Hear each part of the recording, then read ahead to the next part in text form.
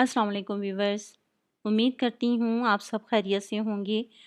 आज की मेरी वीडियो इस खूबसूरत प्लांट पोथोस के बारे में है, जिसको इसकी मनी प्लांट से मुशाबहत की वजह से मनी प्लांट भी कहा जाता है। इसको इसके खूबसूरत पत्तों पे जो कुदरत ने मार्बलिंग की हुई है उसकी मुनासबत से मार्बल क्वीन भी कहा जाता है। ये एक ऐसा प्लांट है जिसको आप क्लाइंबिंग प्लांट के तौर पे भी यूज़ कर सकते हैं और इसको हैंगिंग बास्केट में भी लगा सकते हैं। ये दोनों तरह बहुत खूबसूरत नज़र आता है। आज की वीडियो में मैं आपसे शेयर करूंगी कि क्या वजह है कि एक वेरीगेटेड प्लांट जब आपके पास आता है तो बहुत खूबसूरत उसके लीव्स होते हैं, शेडेड पत्ते होते हैं, लेकिन कुछ टाइम के बाद उसके जो लीव्स हैं वो ग्रीन होना शुरू हो जाते हैं। उसकी क्या रीज़न है?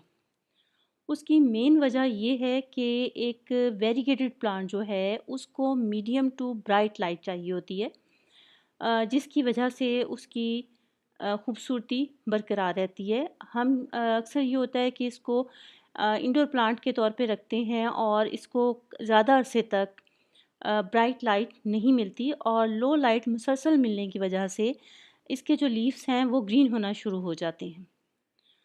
आप देख रहे हैं कि इसके जो पत्ते हैं वो हेल्दी भी हैं और फ्रेश भी हैं, जो ग्रीन लीव्स हैं, लेकिन वो उस कदर उतने खूबसूरत नहीं हैं जितने ये शेडेड पत्ते जो हैं, जिनके शेड जो हैं इतने भले लग रहे हैं आँखों को।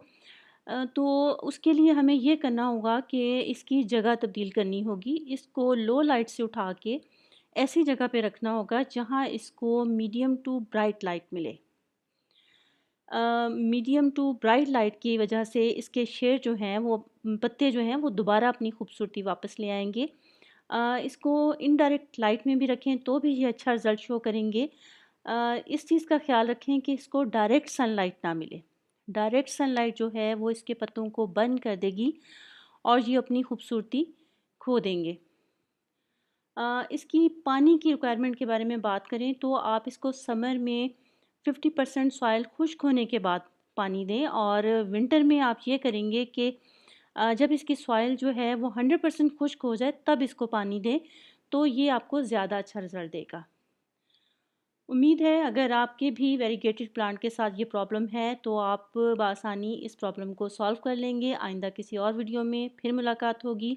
तब तक के लिए अल्लाह हाफ़िज़।